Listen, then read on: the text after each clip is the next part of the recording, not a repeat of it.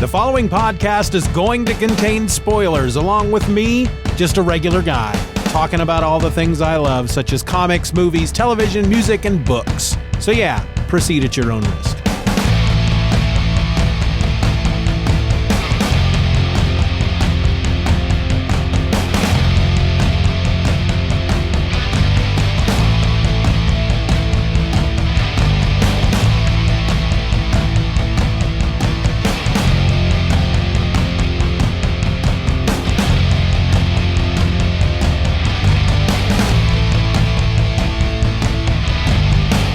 Here it is, folks. It's just another Fanboy. I'm your host, Steven. What is up?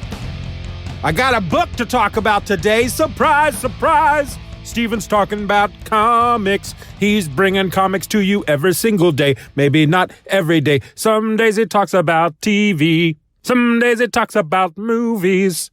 So far, he hasn't really talked about music all that much. I wrote that song for you guys. I hope that means something. I hope it touched you in your heart. Art.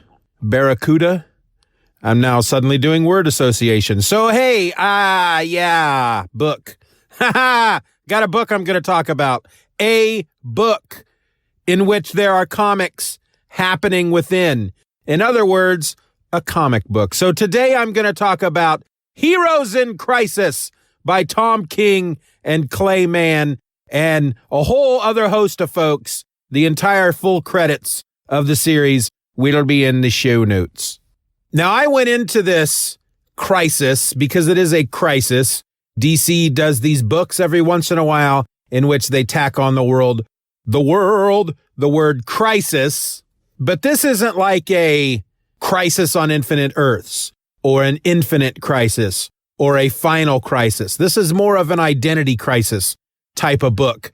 And while you can't really, it's really hard to take superheroes and tell a tale about superheroes and then use the word grounded, but this is a more grounded and personal story compared to Crisis on Infinite Earths or Infinite Crisis or Final Crisis. This is, well, it's like Identity Crisis. It's grounded and personal. I said that already. Salt and pepper. I don't know where that came from. Have you ever just been talking and suddenly a phrase or words, it's just in your head and you just got to say it, salt and pepper? Maybe I'm having a stroke. I'm smiling. I'm good. I'm all right. I'm all right, everybody. Don't start sending in emails. Don't call 911 and say, I don't know where he's at. This episode's like 6 months old. He could be dead for all I know. No, wait, there's other episodes out there. Never mind. And then hang up because they'll come get you. They'll come get you if you do that. So this book takes a visit, goes visiting, has a conversation. I don't know the word I'm looking for. It visits with the idea. Is visit the right word? Wow, that word has already lost all meaning in my head. It introduces us to the idea that superheroes suffer from mental issues such as PTSD because of what they do every single day. And I don't think it's something that the average comic book reader even thinks of. You know, Superman died and he came back. Batman had his back broken. Barry Allen, Flash, he has died and come back. Hal Jordan, he died. He came back. Heck, while he was gone, he was the spirit of frickin' vengeance or something. And before that, he killed people and went crazy. So wouldn't it stand to reason that they might want to talk about that every now and again? And so in this book, Tom King has created this place called Sanctuary. It was put together by the Trinity. That's Batman, Superman, and Wonder Woman. And it's in Nebraska. And from all outward appearances, it's just this old farmhouse in the middle of nowhere, Nebraska, which is pretty much anywhere in Nebraska. Am I right? Ha ha! I'm not. I have nothing against Nebraska. But, you know, just like Kansas, y'all got a reputation for just being a big state with nothing in it. And probably like Kansas, that's false. I apologize, Nebraska. I apologize. So back to Sanctuary. It is run by Kryptonian technology. It's got, Batman's influences in there. Wonder Woman. They have a saying, and I can't remember what it is. Superman brought this. Wonder Woman brought this. Batman brought this. I don't remember.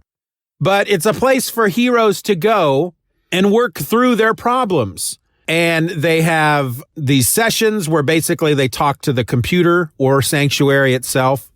They have these chamber sessions where they can relive by the use of holographic projectors like the Danger Room or the holodeck on Star Trek The Next Generation. They can relive certain moments in their life to try to work through it. It's actually a really cool concept. I really like the concept.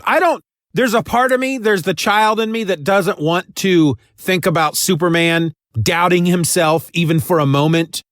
There's I don't want my heroes, or at least my DC heroes. I don't want my heroes to have flaws, That's a Marvel thing. That's not supposed to be a DC thing, even though it is a DC thing. We all know that.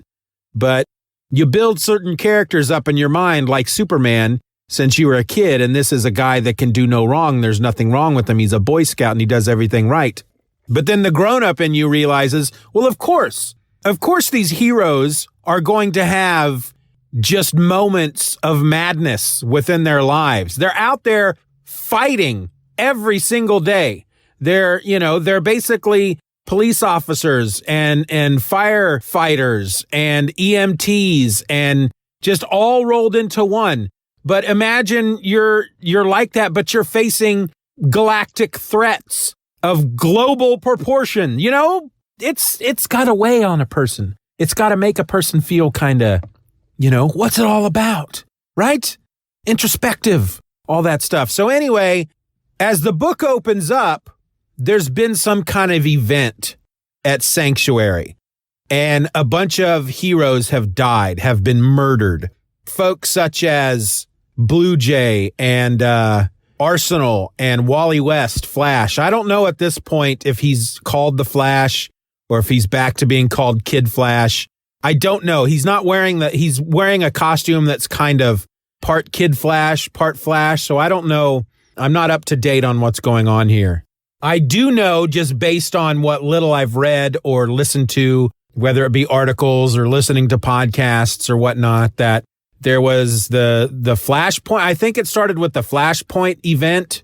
Barry comes back. Wally West dies at some point, but then Flashpoint or New 52 or Rebirth, something brings Wally West back. And then he dies at the beginning of this book.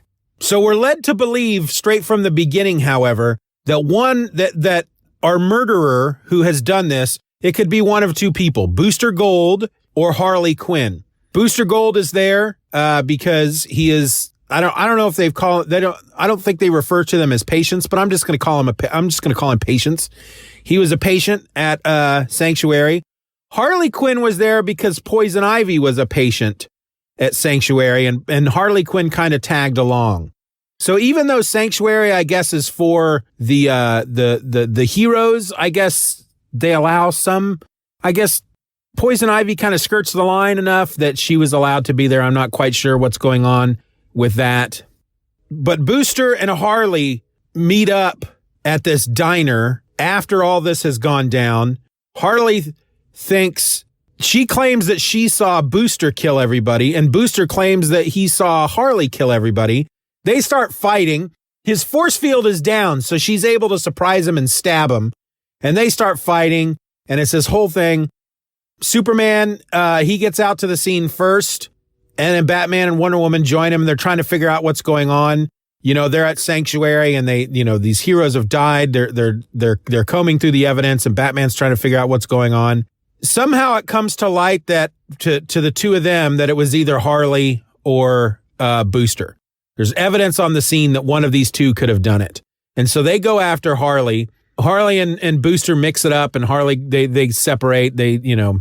She goes off to hide in one of the Penguin's lairs, and he goes off to he decides he's going to solve the crime. He's not 100% sure at this point if it was Harley. He's worried that it could actually be him, that he may have actually done it. And I think she's kind of got that going on in her head too.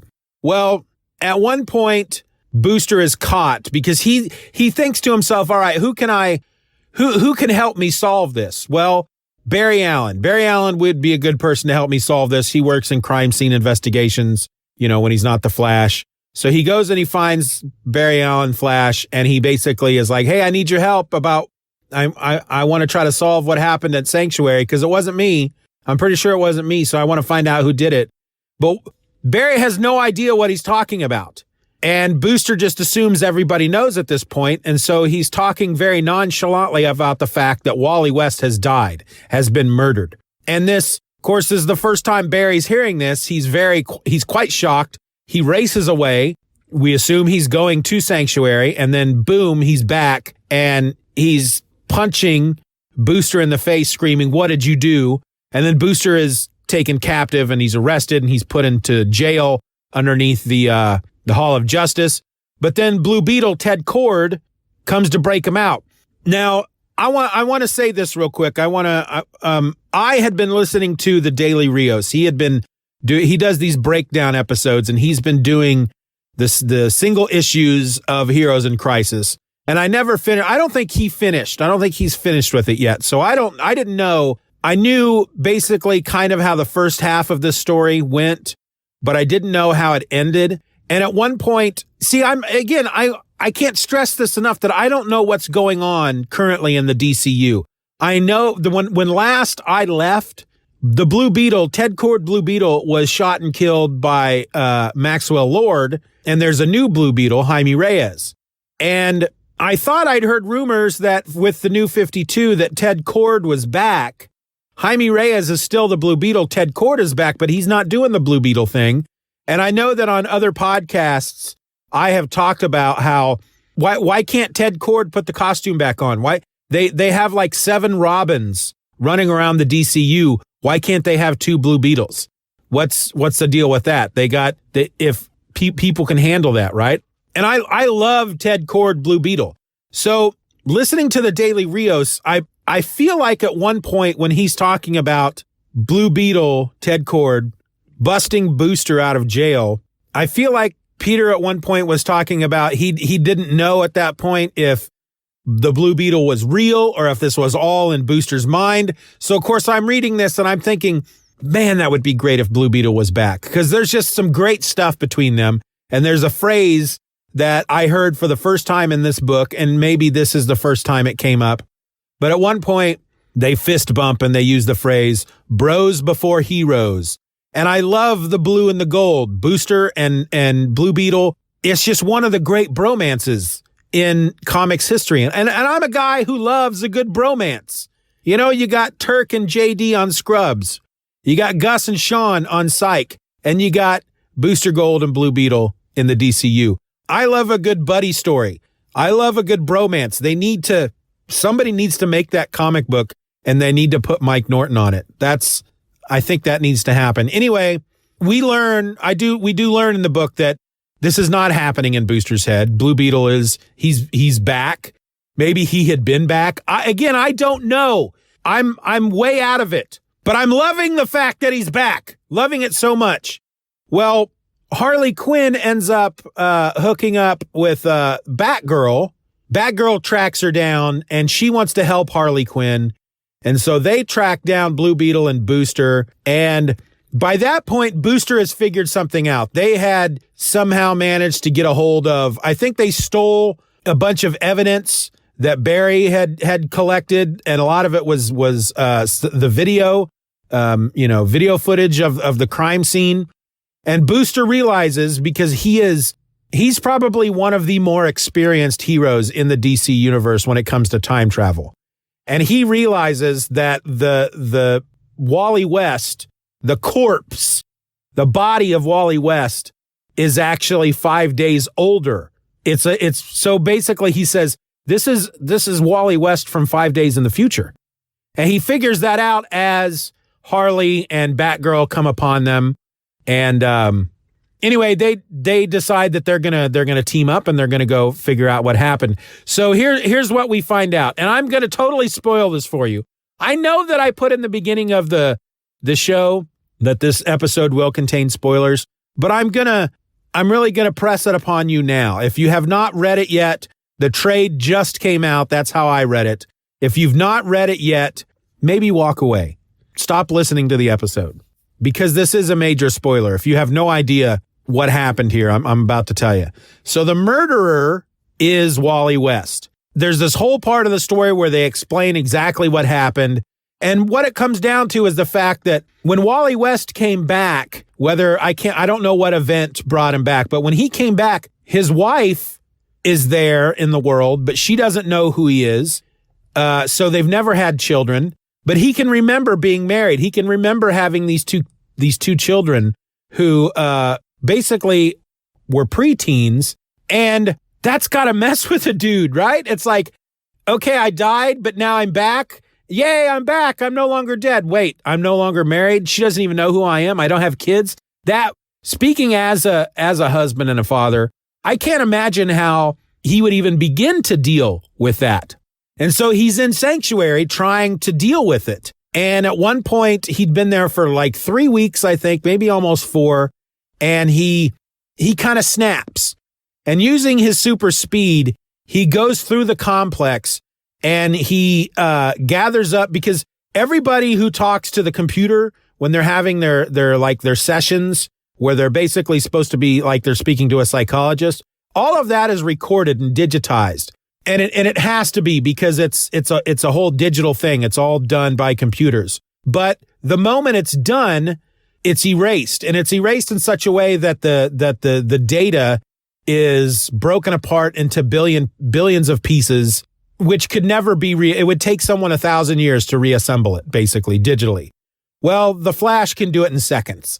So he goes in and he digitally reassembles all this footage, and he watches everything, and he takes it all in, and because he wants to feel like he's not the only one having problems. And it's all just way too overwhelming for him. And he runs out of the complex. But as he's doing this, it all just takes seconds, right? As he's doing this, it sets off the alarms. So he's out in the field and he's having this just freak out moment. The Speed Force is coursing through him. Lightning is coursing through him. And all these other heroes and the patients and whatnot, they're coming out of sanctuary because the alarms are going off and it's saying, please evacuate, blah, blah, blah. So as they come out basically at the wrong moment, where he just finally snaps, and the Speed Force, which he has to keep under control at all times, is just let loose, and lightning bolts shoot out and just kill everybody around him. And once he realizes what he's done, he quickly deduces that he has to hide this from everybody. And so, again, within seconds, he's running through the complex, and he basically takes, like, he moves Harley back into one of the chambers and reprograms it so she thinks she's seeing Booster committing the crime. He moves Booster into one of the chambers, and he does it so fast that they don't even realize that they're being moved. And he reprograms the chamber so that he thinks that he's seeing Harley committing the crime, and then he moves him back out into the field. But then he has to have a body, so he shoots forward 5 days into the future and convinces his future self that they've done something incredibly bad. And that they have to die. They have to pay for their crimes. And so he kills himself from 5 days in the future, brings him back to the present, and that's the body of Wally West that you see. And so that's kind of the loop. It's this whole time loop thing that does get quite confusing, but they end up working it out. Booster has the plan to fix everything so that Wally West doesn't die. But Wally does turn himself in, and he ends up at the end of the book in prison. But because it's a superhero book, he's like in this cell with his hands cuffed behind his back, and he's still in full costume. That kind of stuff always bothered me about comics. But I guess unless they explain, oh, by the way, this is Wally West, he's no longer in costume. If they just, maybe you might not get that at that point. But the book just kind of ends at that point. You get some sort of resolution, but there's still some questions, because as it's ending, it's like the last panel is almost like a fade out. They're closing up, they're closing in, the camera's closing in on Wally West, and then lightning starts coursing through him as it's fading out. And so you don't know what happened. You assume, it's like there's not really an ending. Is he going to break out? What's going on? And I don't know if there's ever been anything said about that afterwards. I don't know if anybody else had thought that as well. It's, it's like, okay, well, why is the lightning showing up right there in the last panel? What does that mean? What does that signify? What's going to happen? Is Wally West? I don't know. I don't know what happened afterwards. I don't know what's going on in the DCU currently. I don't know if at this point in time, Wally West is still in jail. But what I can tell you is that while I really enjoyed the book, I loved the Booster Gold and Blue Beetle. I love their stuff. I love the Harley Quinn stuff. She's one of those characters that I don't want to like. There's something about her that I just don't want to like. But so far, I've really never read anything with her in a book. I don't really like characters who are crazy, right? I'm not really, for some reason, I'm just not. Those don't appeal to me. It's like, oh, she's crazy. She could do anything. She could be really serious one moment and stab somebody in the throat the next, and you'll never know if it's going to happen. I just don't like characters like that, or I don't want to like characters like that. Well, so far I've read now 2 stories that have featured Harley Quinn fairly heavily. One of them was not in canon. It was Injustice, Gods Among Us. And now this one. And I've really enjoyed her in both stories. So I guess I have to change my tune about old Harley Quinn and just admit that I like her as a character. But again, I've never read anything else from her. I know that she had her own title. She may still have her own title. Maybe I should go check those out. Maybe I might actually like them because I really like the dynamic between her and Poison Ivy. They don't really quite come out and say it, but there's a girlfriend thing going on there. You just know it, but they don't actually come out and say it, which I think is kind of silly. But so I feel like I should maybe I'll go onto Hoopla and see what they've got available for her, because I feel like I should explore those stories more and see what's going on there. And because obviously read 2 stories now with her in it, and I've liked her in both. So maybe she's a character I would really enjoy. I was, however, very disappointed in what happened with Wally West. I'm not a Barry Allen guy. I came into the DC universe after Crisis on Infinite Earths. So the Flash for me growing up reading comics, or at least reading DC comics, has always been Wally West. And I read many of those Mark Waid issues during his run. And so Wally West has always been my guy. And when I found out that he died, I wasn't reading comics at the time. So all I could say to myself was, well, I'm glad I'm not reading comics anymore, because that probably would upset me. And so then they bring him back, but they bring him back without his wife and kids. That sucks. That's stupid. What's the point of bringing him back? And then they kill him, but they don't kill him. But now he's in jail because he's a murderer. Seriously? What's the beef with Wally West, folks? Why do we got to do this to poor Wally? I think the DC universe has this really weird thing going on where they don't like having. It's like on the one hand, they're saying, well, we've already got a Flash. It's Barry Allen. And we've got a kid. I think there's a new Kid Flash. And so what do we need Wally West for? We can't have 2 Flashes. We can't do that. So we got to figure out something to do with Wally West. And so we're going to kill him. Oh, that made a lot of people angry. Okay, let's bring him back. Well, we still don't like having 2 Flashes. And I don't understand what that is, because like I said, you've got like 12 Robins running around at any one time. What's the deal? Why do you care if there are 2 Flashes? Just give them another name. I don't know. So I'm kind of upset about the treatment of Wally West. And yet I really enjoyed the story. Again, I'll compare it to Identity Crisis because it was a more personal, it's more of a murder mystery, not a epic space global universe shattering event. But I was more, I guess I don't know if I was more satisfied with the ending of Identity Crisis. I'm rereading that, so I may change my tune. Yeah, I really enjoyed the book. I really enjoyed Tom King's writing. I'm so in love with Clayman's art. I'm just a little disappointed that the bad guy had to be Wally West. And I'm not happy. I'm not angry. I don't want to say I'm not happy with the way they're treating Wally. I'm going to write a letter. It is what it is. It's a comic book. It's a character. I'll just have to see what happens, right? It just means that for now, we're not going to get any Wally West Flash stories. That's fine, because there's a crap ton of them, and there's a crap ton of great ones from Mark Waid. So I'm not missing out on anything. Anyway, Heroes in Crisis, enjoyed it, loved it. I suggest you read it. If you haven't read it, you don't even have to really be into the DCU to understand what's going on. I mean, I have no idea what's going on in the DC universe right now, and I still enjoyed the crap out of this book. So that's it. That's my episode. So until next time, I'm Steven, and I'm just another fanboy. Be nice to each other. Just Another Fanboy is a presentation of the Steven or Else podcast. Questions and comments can be directed to feedback@stevenorelse.com. You can support the show for as little as $1 a month at patreon.com/StevenRor and get instant access to the My Other podcast, a weekly show about whatever crawls its way into my tiny little mind just moments before I tap record. You can find me on the World Wide Web at stevenorelse.com or find me on Twitter and Instagram by searching for @StevenOrElse. I also encourage you to subscribe to the show, leave us a 5-star review, and share this episode with a friend. Just Another Fanboy is a proud member of the Comics Podcast Network. You can find that over at comicspodcasts.com. All links will be in the show notes.